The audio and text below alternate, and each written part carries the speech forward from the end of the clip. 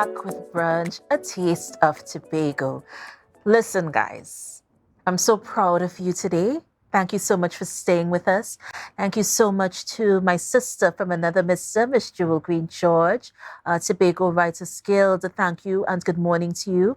Also, good morning to Mr. Clement Williams, and thank you for your history. Thank you for your photos, and thank you for your information that is forever etched in our minds for all time. We take the time to go into the fashion industry. Now, this is one of my favorite aspects. And my next guest speaks to that so candidly.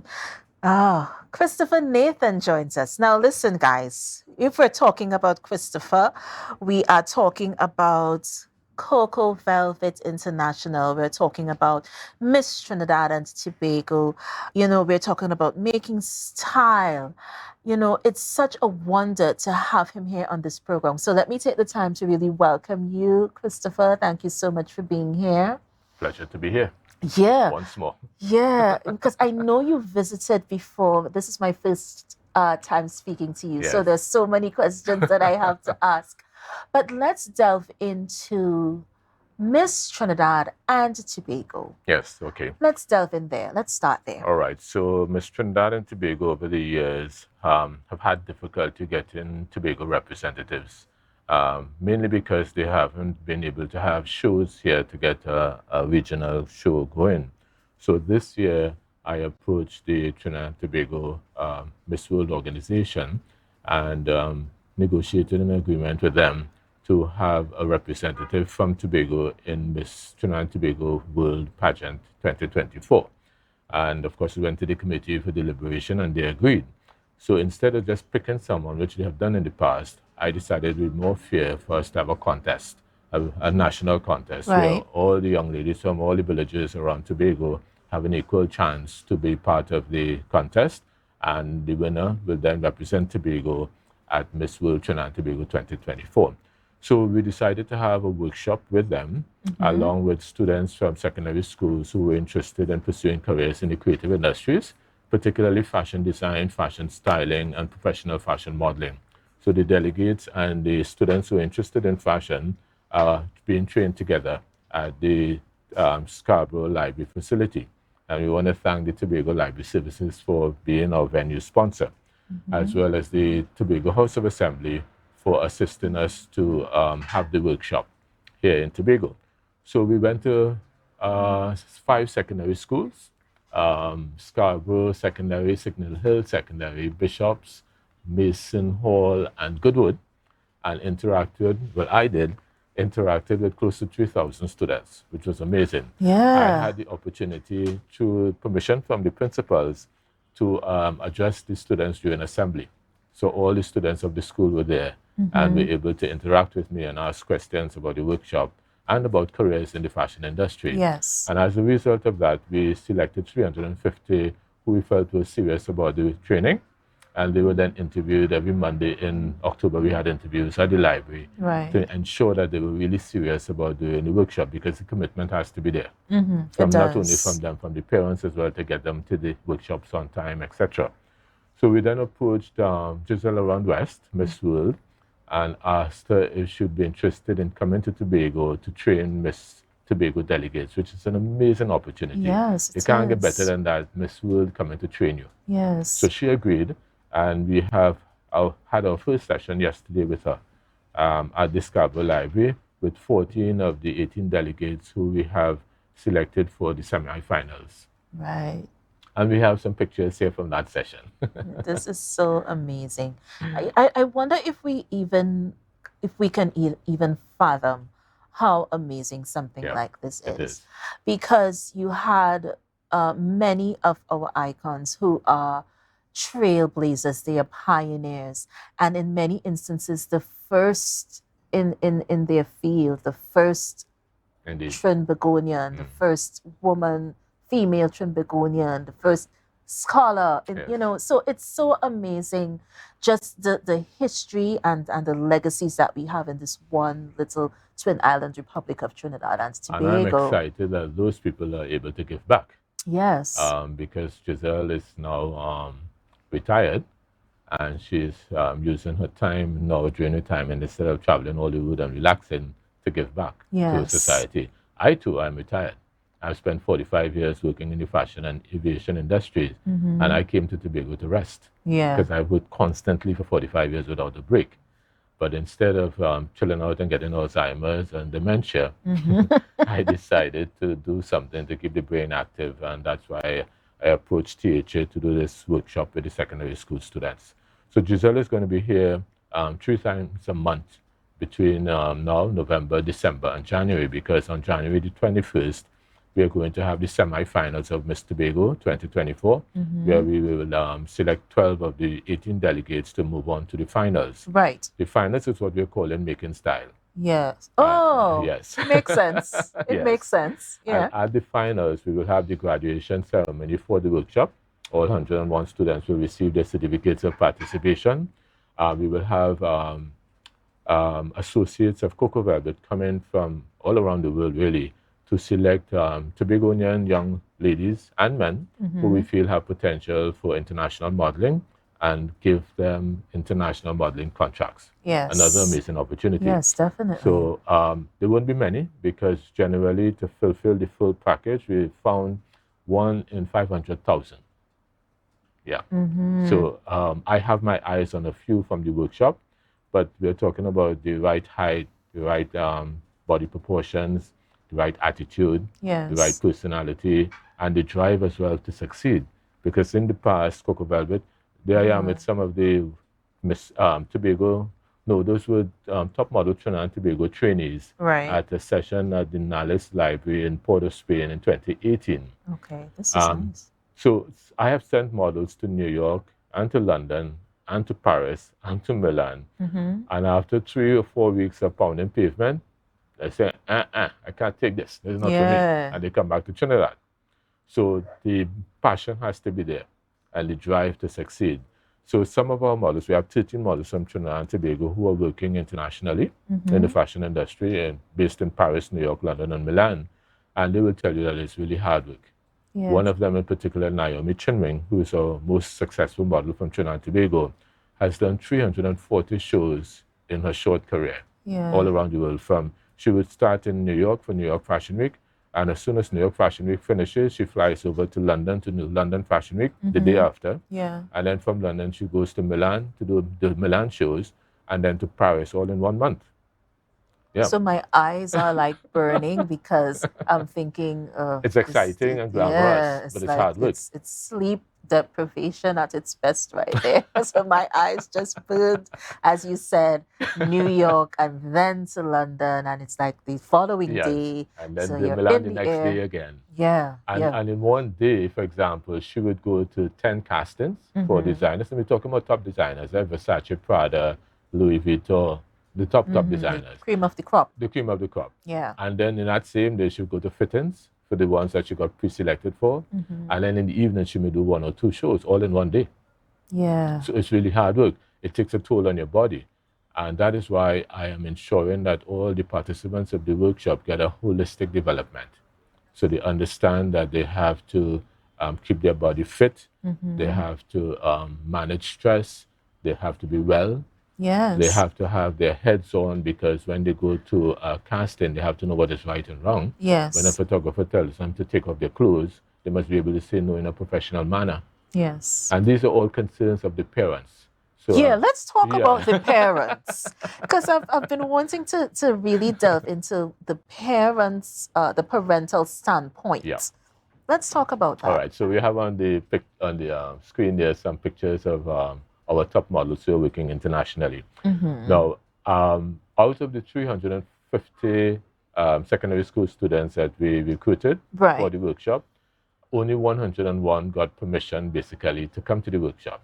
So we're seeing that 249 other students were denied the opportunity because the parents have these misconceptions to a certain extent of what the fashion industry is and what the beauty industry is. Yes. So I'm glad I'm having this opportunity to talk to the parents, because you should do some research and realize that the fashion industry is serious business. It's not what it used to be. And if you have concerns about your daughter or your son getting into drugs or alcohol abuse or sexual abuse or being exploited, you must know that we have managers who are chaperones who look after these young ones. Because Yes. in the past, many of our successful models who are working internationally were discovered when they were 12, 13, 14, 15, just like this lot. Right. By Yeah. me on the bus, on the streets, in a show, wherever. I have a gift for seeing young talent when they're quite young. And over a period of 2, 3, 4 years, I developed these young people for careers in the fashion industry. When they are signed, however, to agencies in London, New York, Paris, Milan, wherever, we continue to manage their careers. Yes. As their mother agency, I continue to be their manager. So we have a day-to-day communication with them to ensure that things are going well, there are no problems. If there are problems, we resolve the problems with them. If they are stressed, we take them off the job to come back home to get some rest. Yes. So I think parents would like to hear that and be reassured that we don't just sign the models and send them away like they do in Africa. Yes. That's what they do in Africa right now. It's just Yeah, out we the sign door. them and Yeah. fend for yourself. We Yeah. don't do that. And as a result of our 13 models who have been signed internationally, we have never had a situation where they were on drugs, on alcohol, or being exploited because Or we abused continue, in any or abused in way. any way. Yeah. Parents would be happy to hear that. And I think that we can rest a bit easier because we have certain convictions in society, religious beliefs, you name it, we have it here because we're such a melting pot Yes. of different legacies and races and faces and you name it. We have it in Trinidad and Tobago. And in fact, some of the parents did indicate that because they are concerned about their daughters having to do skimpy clothing and revealing clothing. And that is a choice that the model has. So if a job comes up for a swimsuit shoot and they have to wear, the string bikinis, Yes, a right? string type. They have the option to say no. So if your parents have religious convictions and you have grown up as a Seventh-day Adventist or Jehovah's Witness, you won't want to do that, Yes. right? Or if you're doing a fashion show and it's for a swimwear line and the booker tells you that you got booked for this particular show and it's going to be a swimwear collection, you can say no. Yes. Yeah, But the industry is vast indeed, though. indeed. So it's not even that we're talking about just modeling Yeah. or being on the runway. There's so many various types of modeling. And let's talk about that. Yeah. Apart from that, there are various careers in the fashion industry that the workshop is speaking to, because we're going to train fashion stylists, fashion designers, visual merchandisers, as well as the models. And those who are successful and graduate at the end of the training period on the 4th of February at Makin Style, we would then encourage them and assist them to go on for further education, Right. either at MIC, YTEP, UTT has a fashion academy, the Caribbean Academy of Fashion and Design, or the Creative Arts Center at UWI, to continue their education and training towards a career in the fashion industry. Right. And one of the things I know persons are waiting with bated breath to hear, of a certain age, women like myself, we're mothers, we have since passed academia and we're, moving forward. The opportunities for pageantry, the narrative has changed somewhat because you have the pageants now where you're dedicated to mothers, you're dedicated to women of a certain age and stuff like that.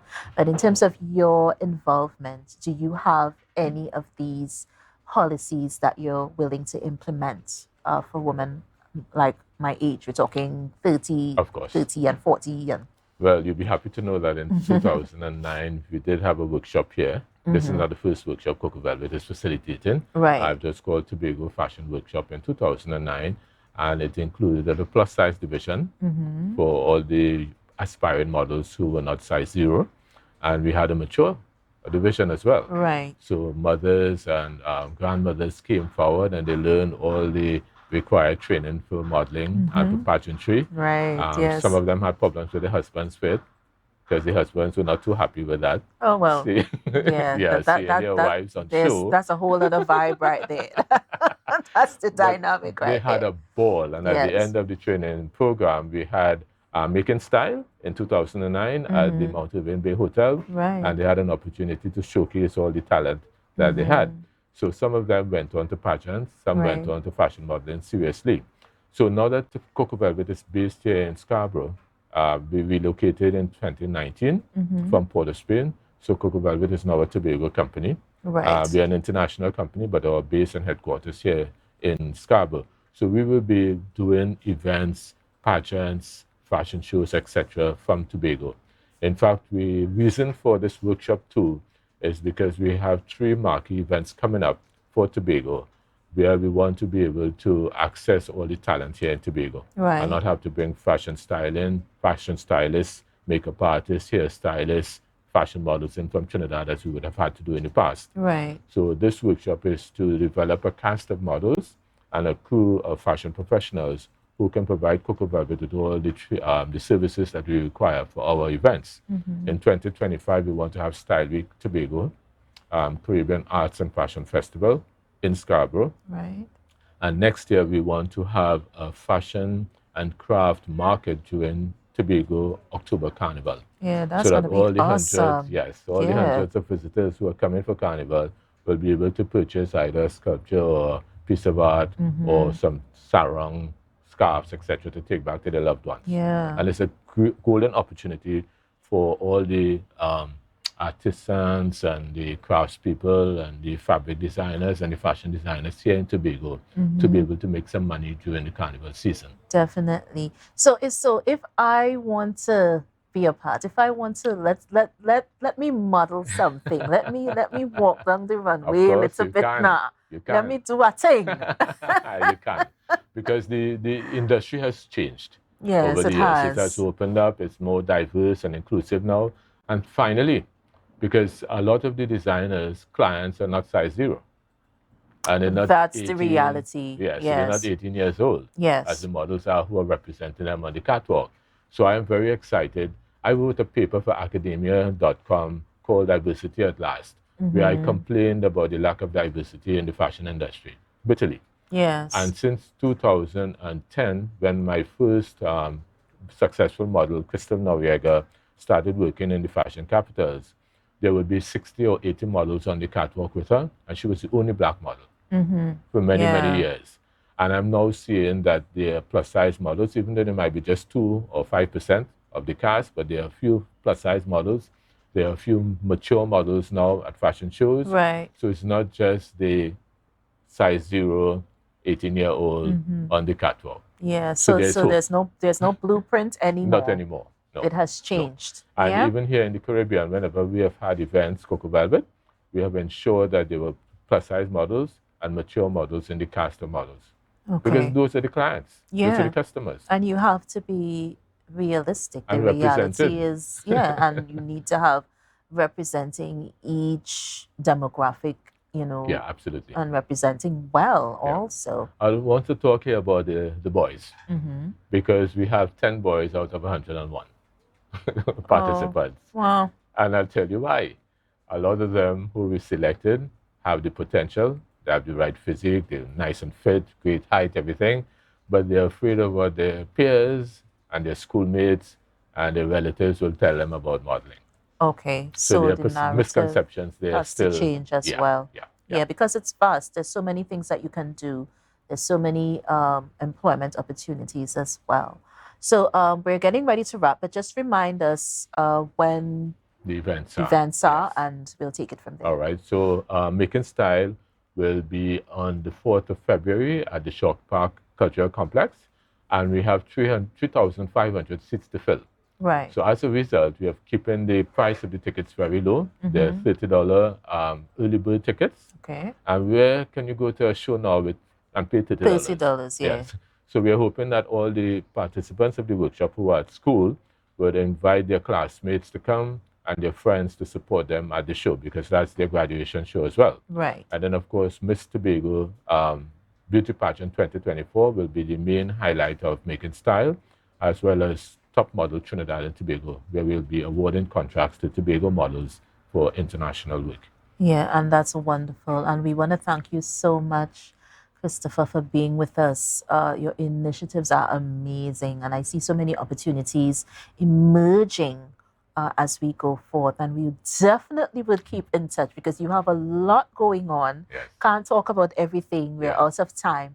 But we just want to thank you and wish you so much blessings from our team to yours. My pleasure to be here.